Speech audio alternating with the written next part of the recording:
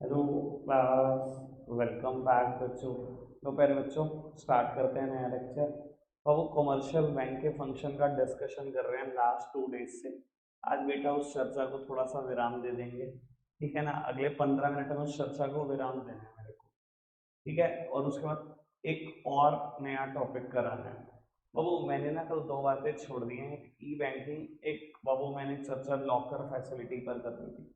मैं दोनों पे चर्चा कर दूंगा साथ साथ। अभी ना आप लिखने वाला काम पहले निपटा, ठीक है जी। लिखने वाला काम थोड़ा स्पीड पे निपटा लेते हैं ताकि हम आगे बढ़ सकें। बाबू नोट्स में हेडिंग लिखो कमर्शियल बैंक। पहले मैं इसकी डेफिनेशन लिखता हूँ।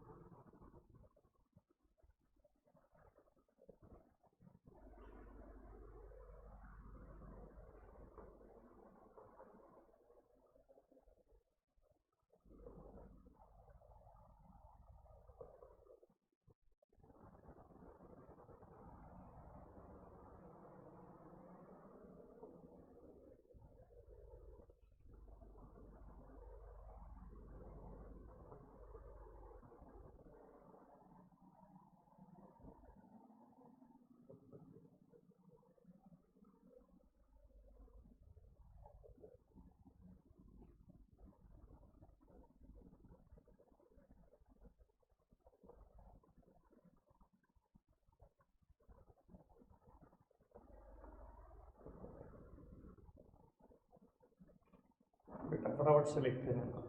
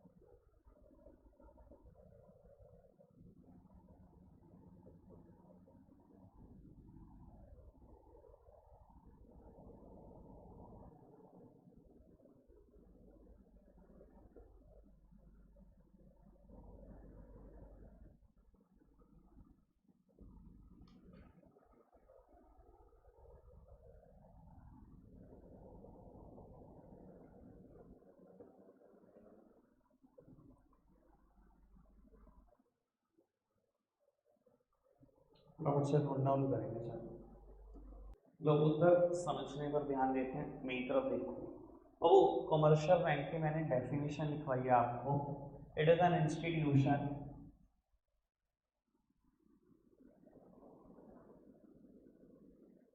कमर्शियल बैंक की डेफिनेशन लिखवाई है। It is an institution that perform the function of acceptance of deposit, lending of fund and making investment for the purpose of profit. तो कमर्शियल बैंक एक ऐसा इंस्टीट्यूशन है जो डिपॉजिट एक्सेप्ट करता है। आपको भी पता है 5 फॉर्म में डिपॉजिट एक्सेप्ट करता है। आपको ये भी पता है बेटा लोन देता है, और इसी का डिफरेंस मेन कमाई होती है बेटा। तो वो एक वर्ड आता है मेकिंग इन्वेस्टमेंट, शायद ये वर्ड समझ में आया, बाकी सब समझ में आ जाएगा कि कमर्शियल बैंक डिपॉजिट भी एक्सेप्ट करता है, लोन भी देता है, इन्वेस्टमेंट भी करता है ताकि वो प्रॉफिट कमा सके। सर ये कौन सा इन्वेस्टमेंट की बात चल रही है? कुछ और नहीं बेटा, बात चल रही है सीआरआर की, कैश रिजर्व रेशो। याद है आपको क्या होता है? वो इंडिया में जितने भी कमर्शियल बैंक है अपने डिपॉजिट्स का एक सर्टेन परसेंटेज आरबीआई के साथ कैप्ट करते हैं, उसे तुम सीआरआर बोलते हैं। बाबू जनरली सीआरआर की परसेंटेज 5 से 7% के आसपास रहती है इकोनॉमी में। यानी कि अगर पिछले 15 दिन में, और सीआरआर फोर्टनाइटली बेसिस पे मेंटेन करनी होती है, फोर्टनाइटली मतलब 15 दिन में एक बार। पिछले 15 दिन में मेरे बैंक के पास 1 करोड़ के डिपॉजिट आए। सर 1 करोड़ रुपए आप लोन नहीं दे सकते, आपको 7% सीआरआर कैप करनी है विद आरबीआई, यानी कि 7 लाख रुपए। आरबीआई आपको इस अमाउंट पर इंटरेस्ट देता है, तो ये भी आपकी कमाई का पार्ट बनता है। समझ में आ रही बात? कोई दिक्कत कोई परेशानी तो नहीं? अब बाबू डेफिनेशन क्लियर है, आगे बढ़ जाए। सर एक्सेप्टेंस ऑफ डिपॉजिट बड़ी डिटेल में मैंने बात की है, मुझे दोबारा कभी बात नहीं करनी है इस पर। लैंडिंग ऑफ फंड मैंने बात की है, आ जाओ आगे बढ़ते हैं।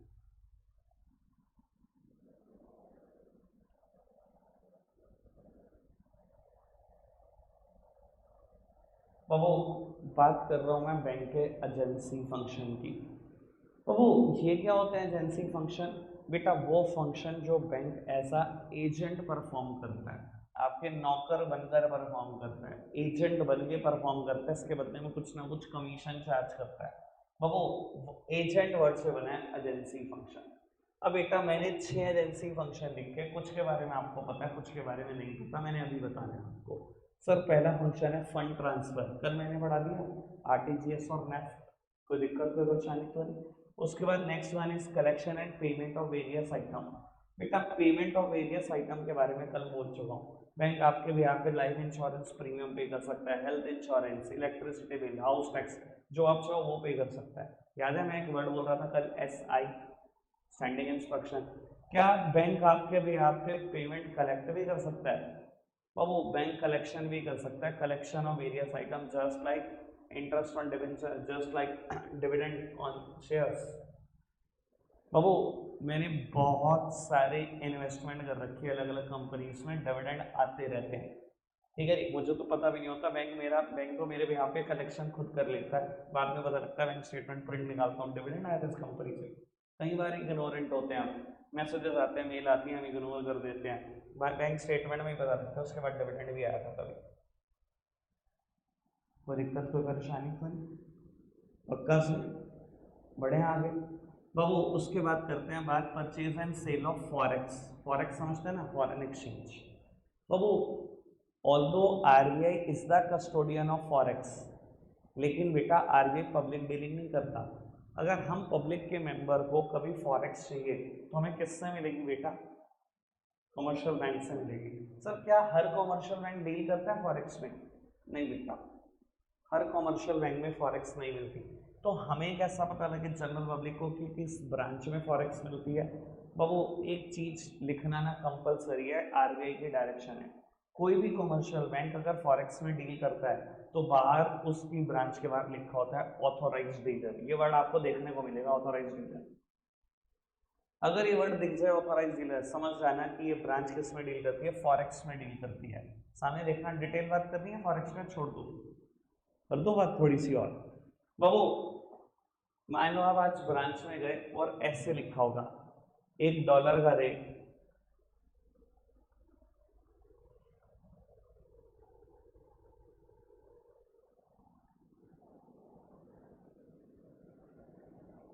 ऐसे लिखा होगा, जाकर देखना। जो ब्रांच मिल करती है आपके नुमाइश के में ही 2 ब्रांचेस है, HDFC बैंक तो बिल्कुल बराबर में आपके घर के, और बाबू हनुमान मंदिर के बिल्कुल सामने इंडियन ओवरसीज बैंक। बाहर बोर्ड देखते हैं ना, बहुत अच्छा सा बोर्ड लगा हुआ है इंडियन ओवरसीज के बाद authorise dealer in foreign exchange, बिल्कुल लिखा हुआ है, बोर्ड भी लगा हुआ है। ठीक है जी सर, आप जाकर देखना, ऐसे रेट लिखा होगा $1 का। मतलब क्या होता है इसका मतलब क्या होता है? अच्छा, मुझे डॉलर बाय करने मुझे किस रेट पे मिलेंगे ये बताना। वेरी गुड भाई, है ना 11th में बताई हुई है बात। तुम भूल कैसे जाते हो यार, मैंने 11th में बताई हुई है बेटा। It is a bank buying rate, ये बैंक का बाइंग रेट है। और बेटा it is a bank selling rate, ये बैंक का सेलिंग रेट है। मतलब बाबू अगर पब्लिक को बाय करना है, बैंक किस रेट पे सेल कर रहा है, बैंक इस रेट पे सेल कर रहा है, तो बाबू हम खरीद किस रेट पे सकते हैं जिस पे बैंक बेच सकता है, हमें इस पे मिलेगा। मान लो आप यूएस घूमने जा रहे हो बेटा, आपने बैंक से डॉलर बाय कर लिए बेटा, कुछ डॉलर बचा कर ले आए वापसी में, अब आप वो क्या करोगे, अगेन बेचोगे बैंक को। जब बेचोगे बेटा, बैंक किस रेट पे खरीद रहा है, मुद्दा ये उठता है, बैंक तो इस रेट पे खरीद रहा है सर, आप इसी रेट पे बेच पाओगे। बाबू ये जो बीच का डिफरेंस है ना, यही बैंक की कमाई है। कमर्शियल बैंक ऐसे कमाते हैं फॉरेक्स में। समझ में आ रही है बात? कोई दिक्कत कोई परेशानी तो नहीं, आगे बढ़ जाए। लोग उत्तर सामने देखना। अच्छा, कमर्शियल बैंक क्या करते होंगे इस फॉरेक्स का?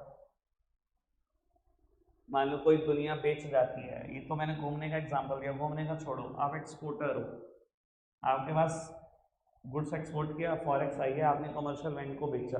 कमर्शियल बैंक क्या करेगा सर, कमर्शियल बैंक को एक स्पेसिफाइड लिमिट ही रखना अलाउड है अपने बैंक में, उससे ज़्यादा जितनी फॉरेक्स होगी सारी आरबीआई को ट्रांसफर करनी पड़ती है, because RBI is the custodian of forex, RBI ही टेक केयर करता है फॉरेक्स की। और आपको बता देता हूँ, फॉरेक्स इतनी आसानी से नहीं मिलती है आपको। अगर आप बाय करने जा रहे हो, आपको सारी डिटेल लेके जानी है, अपनी पैन कार्ड, आधार कार्ड, हर डॉक्यूमेंट, वीज़ा, टिकट्स, सब कुछ दिखाना पड़ता है, बहुत प्रूफ के साथ मिलती है। इतनी आसानी से नहीं दे देंगे आपको, सारे प्रूफ देने पड़ेंगे। मैं घूमने जा रहा हूँ इसलिए ले रहा हूँ, ऐसे थोड़ी कोई भी बाय करके आ जाएगा मुंह चलता हुआ और फिर घर में स्टोर कर देगा और बाद में बेच देगा डॉलर बढ़ते, क्योंकि सबको पता है डॉलर बढ़ते हैं, स्ट्रॉन्गेस्ट करेंसी है, फिर तो कोई भी राह चलता हुआ बाय करके आ जाएगा बेटा। समझ में आ रही है बेटा बात? कोई दिक्कत कोई परेशानी तो नहीं? पक्का से बात क्लियर हो गई आपको? बाबू आगे करते हैं बात purchase and sale of securities. Sir मेरे से तो आप ये बात बिजनेस स्टडीज में पढ़ चुके, जो पढ़ चुके उनको बहुत अच्छे से पता है सर। बहुत सारे कमर्शियल बैंक ऐसे भी हैं जो आज की तारीख में डीमैट अकाउंट ओपन करते हैं, और अगर डीमैट अकाउंट ओपन करते हैं तो सर मैं उन्हीं के थ्रू तो परचेज और सेल कर रहा हूँ सिक्योरिटीज। ठीक है ना सर, मैंने बताया लगभग सारे प्राइवेट बैंक के बाद डीमैट अकाउंट खोला जा सकता है, axis bank, HDFC, ICICI, Kotak Mahindra, वहाँ पर भी बोला था, BSP में भी। कोई दिक्कत कोई परेशानी तो नहीं? 4 बातें समझ में आई? बाबू fifth one, trustee and executor, बड़े काम की बात है। बाबू एक इंसान अपने जी पे जीना एक विल लिख देता है और वो बिल बैंक को थमा देता है कि मेरे मरने के बाद आप एग्जीक्यूट करोगे। बैंक बाबू आपका एग्जीक्यूटर बनकर ये फंक्शन परफॉर्म करता है, इसे हम बोलते हैं trustee and executor. Babu bill में बहुत अच्छे से लिखा होगा कि मेरे सेविंग बैंक अकाउंट में पड़ा हुआ पैसा किसको देना है, लॉकर में पड़ा हुआ सामान किसको देना है, FD का पैसा किसको देना है, सब कुछ लिखा होता है। तो बैंक आपके यहाँ पर आपकी बिल भी एग्जीक्यूट करता है। बैंक के इस फंक्शन को बोलते हैं ट्रस्टी एंड एग्जीक्यूटर फंक्शन। ठीक है जी, कोई दिक्कत तो नहीं? बाबू last one, letter of references, बड़े काम की बात है। बाबू कई बार आपने पता नहीं सुना है कि नहीं सुना, बहुत जगह पर ना गवर्नमेंट ऑफ इंडिया की रिक्वायरमेंट होती है या अलग अलग अथॉरिटीज़ की रिक्वायरमेंट होती है जी, बैंक गारंटी दे दो। कई बार आपने सुना है बैंक गारंटी मांगी जाती है आपसे। बाबू वो बैंक गारंटी बैंक के थ्रू ही दी जाएगी, ऑब्वियस सी बात है, नाम है बैंक गारंटी। बाबू उसे हम लेटर ऑफ रेफरेंसेस बोलते हैं। मैं एक एग्जांपल देता हूँ, बड़े अच्छे से क्लियर हो जाएगी आपको बात। एक टाइम में मैंने ऐसा सोचा था बाबू, डिपार्टमेंट ऑफ टेलीकम्युनिकेशन DOT एक अथॉरिटी है, हमारी टेलीकॉम मिनिस्ट्री है, उसके अंदर एक डिपार्टमेंट है, डिपार्टमेंट ऑफ टेलीकम्युनिकेशन। ये क्या करता है, एक लाइसेंस प्रोवाइड करता है ISP का। ISP मतलब इंटरनेट सर्विस प्रोवाइडर। 3 तरीके के लाइसेंस होते हैं, class A, class B, class C. Class A licence क्या होता है बेटा, पूरे इंडिया में आप इंटरनेट सर्विसेज भेज सकते हो। क्लास बी होता है बेटा 1-2 स्टेट तक 10-12 डिस्ट्रिक्ट आपको मिल जाते हैं, चूज कर लो कहाँ कहाँ देना चाहते हो। और क्लास सी लाइसेंस होता है बेटा कि मैं एक डिस्ट्रिक्ट में इंटरनेट सर्विसेज बेचना चाहता हूँ। सर आपको पता है ना, बड़े सारे लोकल प्लेयर भी हैं जो इंटरनेट सर्विसेज बेचते हैं, जैसे आपको टाटा स्काई जैसे जायंट मिल जाएंगे, वैसे बेटा डेन जैसे जो केबल ऑपरेटर है वो भी तो मिल जाएंगे हर गली मोहल्ले में, ये भी तो काम ही है। तो सर ऐसे इंटरनेट सर्विस प्रोवाइडर लोकल भी हैं, जियो फाइबर ठीक है एक बड़ा बहुत बड़ा जायंट है सर, लेकिन लोकल प्लेयर्स भी बहुत है मार्केट में। अब वो एक टाइम पर मैंने भी सोचा था क्लास सी लाइसेंस लेने का, मेरे पास एक पर्सन से ऑफर था, मुझे पार्टनरशिप ऑफर कर रहा था सेम चीज़ में, तो मैंने पूरी बात की थी DOT में। तो जब मैंने DOT में बात करी, उन्होंने कहा जी आपको क्या करना है, 20 लाख रुपए की बैंक गारंटी दिलवानी है, और अगर आप बैंक के पास जाओ जी बैंक आप इन्हें बताओ जरा हमारी गारंटी दो 20 लाख रुपए की, तो बैंक कहता है कोई दिक्कत नहीं, 20 लाख रुपए जमा कर दो भी मैं गारंटी दे देता हूँ। ऐसे ही होता है, गारंटी ऐसे ही दी जाती है। हमें बैंक के पास 20 लाख रुपए छोड़ने होते हैं और बैंक लेटर ऑफ रेफरेंस भेजता है कि मेरी गारंटी है 20 लाख रुपए की। सर ये ऐसी गारंटी क्यों चाह रहा है DOT, आपको पता है? क्योंकि बाबू इस फील्ड में ना पैसे एडवांस होते हैं।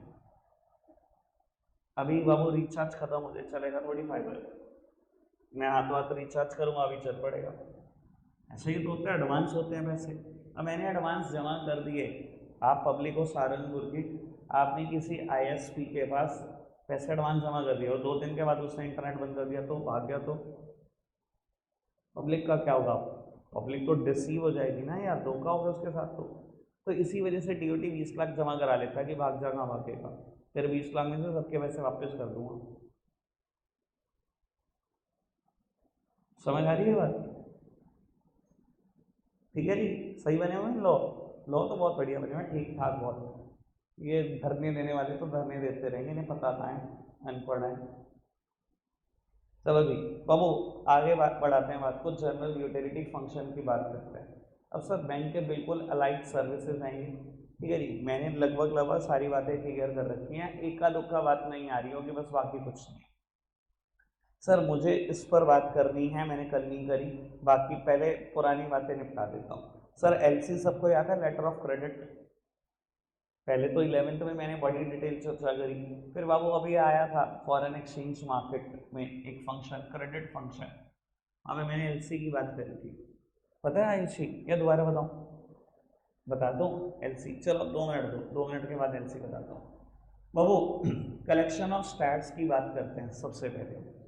बाबू देखो RBI बैंकिंग से रिलेटेड सारे स्टैट्स पब्लिश करता है, लेकिन बेटा पता है आपको ये स्टैट्स कलेक्ट कौन करता है? Commercial bank. Commercial bank stats collect करके RBI को देते हैं और RBI इन टोटल उसको पब्लिश करता है। बाबू जब 31 दिसंबर चली गई ना, 31 दिसंबर चली गई, कौन से ईयर की? डीमोनेटाइजेशन वाली ईयर की। 8 नवंबर से लेकर 31 दिसंबर, यही टाइम था हमारे पास पैसा जमा कराने का। 31 दिसंबर चली गई तो एक स्टार्ट आया, RBI ने पब्लिश करा कि हमारे पास लगभग सारी करेंसी आ चुकी है, 10% पैसे अभी भी लोगों के पास है, 10%। और उसके बाद 31 मार्च तक और काफ़ी आ गए थे, फिर एक और स्टार्ट आया था। सर अब ये बात सोचने की है, ये कहाँ से आया कि 10% पैसे अभी भी पेंडिंग है?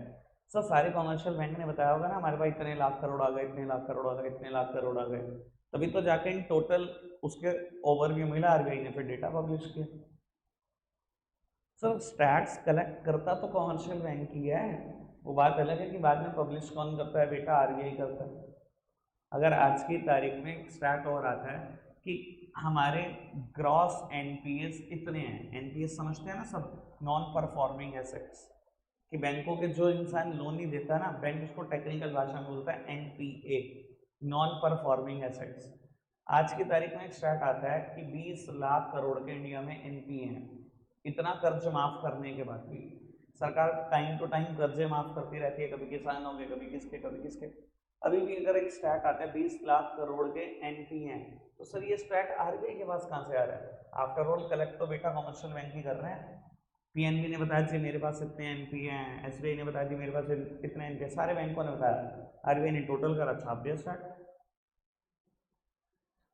समझ में आ रही है बेटा बात? कोई दिक्कत कोई परेशानी तो नहीं बाबू? Underwriting of security, sir broker और अंडर राइटर डिफरेंस पता सबको?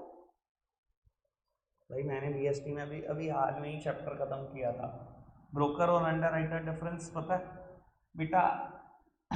बैंक बहुत सारे टाइम पर अंडर राइटर की तरह काम करते हैं, बहुत सारे टाइम पर। एक कंपनी बनी, नाम है रिलायंस इंडस्ट्रीज लिमिटेड, शेयर भी कमाना चाहती है, उसने कहा जी मैं अंडर राइटर अपॉइंट करना चाहती हूँ, कोई आना चाहता है तो आ जाओ। आईसीआईसीआई बैंक सामने आ गया, लाओ सारी मुझे बेच दो, ये पकड़ो पैसे, चल मैं अपने आप बेचता रहूँगा। सर प्राइवेट बैंक ऐसा अंडर राइटर भी काम करते हैं, अंडर राइटिंग ऑफ सिक्योरिटीज कर लेते हैं। कोई दिक्कत कोई परेशानी तो नहीं बाबू? ट्रैवलर्स चेक, ऑल्दो आज की तारीख में इसकी कोई रेलेवेंस बची नहीं है, पर बाबू ठीक है, थियोरेटिकल पार्ट में डिस्कस कर लेते हैं। सर आपको यहाँ से दिल्ली जाना है, हर हफ्ते ट्यूसडे को सामान लाते हो, एवरेज सामान आता है 10 से 20 लाख, 10 से 20 लाख। सर 10 से 20 लाख रुपए लेकर जाना इज टू रिस्की, और तब बहुत बड़ा रिस्क हो जाता है जब 2000 का नोट बैन हो चुका हो, क्योंकि 50,000 रुपए की गड्डी है, 10 लाख भाई, 20 गाड़ियाँ कैसे लेके जाओगे आप समझ रहे होंगे, सेफ्टी नहीं है। तो सर अगर आपको शॉपिंग करनी है दिल्ली में, दुकान के लिए सामान लेकर आना है, तो आप क्या करते हो? सर पुराने टाइम में आप करते थे 10 लाख रुपए यहाँ किसी बैंक में देते थे और वहाँ से ट्रैवलर चेक ले लेते थे। ठीक है जी, इधर देखना बाबू, 10 लाख रुपए देके आए पीएनबी को, पीएनबी से चेक उठा लिया 10 लाख का, ट्रैवलर चेक बोलते थे। सर चेक ले जाना तो सेफ है, पॉकेट में डाल दिया किसी को, वो भी नहीं चेक दिया आपकी जेब में, कोई दिक्कत तो नहीं। सर पहुंचे दिल्ली सदर बाजार, पीएनबी के ब्रांच में गए, चेक प्रेजेंट करा, 10 लाख रुपए कैश निकल दी, और उसके बाद करते रहो शॉपिंग। ये था ट्रैवलर चेक। पर भाई mobile banking, internet banking, fund transfer से इन्होंने इंपॉर्टेंस ही खत्म कर दी इसकी। आज की तारीख में हम जिसकी दुकान पे खड़े होते हैं, ले भाई जी पे, ले भाई फंड ट्रांसफर, ले भाई तेरा तो अकाउंट ऐड किया, मैं आरटीजीएस करो अभी मोबाइल से, एक बटन दबाना नहीं, फंड ट्रांसफर हो जाएगा। तो ट्रैवलर चेक की इंपॉर्टेंस क्या आज की तारीख में? कोई भी समझ में आती है बात? आओ प्यारे बच्चों, पहले लॉकर फैसिलिटी पर बात, फिर एलसी पर बात। बाबू लॉकर फैसिलिटी, सर बैंक में ना बहुत अलग अलग कैटेगरी के लॉकर होते हैं। खैर मैं बस चर्चा को यहाँ से शुरू नहीं करता, पहले एक और बात बोलता हूँ। हम बेटा लॉकर इसलिए खुलवाते हैं कि सेफ्टी रहे, इसीलिए खुलवाते हैं ना, सेफ्टी रहे। सर मैंने 11th में ही बोला था, मैं भी बोल रहा हूँ, किसी भी बैंक का लॉकर एग्रीमेंट पढ़ लेना आज, बिल्कुल क्लियर कट लिखा होता है, बिल्कुल क्लियर कट, कि बेटा अगर लॉकर से कुछ भी जाता है, बैंक की कोई गारंटी नहीं है, कोई भी गारंटी नहीं है, सिंगल पेनी की भी नहीं है। फिर सेफ्टी कैसी? आपको लग रहा होगा सर हम बैंक में पैसा इसलिए तो रखते हैं, लॉकर में पैसा, लॉकर में ज्वेलरी इसलिए तो रखते हैं कि सेफ्टी है। एग्रीमेंट पढ़ लेना, अगर कोई गारंटी ले ले आपके पैसों की, आपकी ज्वेलरी है, मुझे भी बता देना, एक भी बैंक बता देना। सर अब करता हूँ बात, बैंक में बड़े अलग अलग कैटेगरी के लॉकर होते हैं, ठीक है ना, कुछ लगभग 6 कैटेगरी देखने को मिल जाती हैं अलग अलग ब्रांच के हिसाब से। सर कुछ लॉकर कैटेगरी क्या है बेटा? साइज है बेसिकली। सर कुछ लॉकर बहुत बड़े हैं, जस्ट लाइक अ ड्रॉर इस्तेमाल होते हैं, आपके घर के बड़े बड़े ड्रॉर है ना, गोदरेज के बहुत बड़े बड़े ड्रॉर है, ठीक है जी, उसी हिसाब से लॉकर रेंट होता है, जितना बड़ा साइज। वो जनरली बेटा ऐसे लॉकर, ऐसे ड्रॉर वाले लॉकर वो लोग लेते हैं जो प्रॉपर्टी में डील करते हैं, जिनको प्रॉपर्टी के पेपर स्टोर करने होते हैं, ठीक है जी। और कुछ लॉकर बेटा साइज में बहुत कॉम्पैक्ट है, बड़े जरा से, बहुत जरा से, वो ये ज्वेलरी के लिए इस्तेमाल होते हैं, और बीच में बहुत सारे साइज हैं। मैं ऐसे भी लोगों को जानता हूँ जो बोलते हैं कि हम अपना कैश तक भी लॉकर में रख देते हैं, जो हमें लगता है ना एक्स्ट्रा कैश है, वो भी लॉकर में रख देते हैं। सर अब आप सोच रहे होंगे गधे हैं, बैंक अकाउंट में जमा करा दे। सर इनकम टैक्स का भी तो पंगा है, सारा थोड़ी जमा करा सकते हैं। कई लोगों का काम होता है ना बहुत मोटा कैश में, सारा कुछ दिखाया नहीं होता, अनअकाउंटेड मनी है।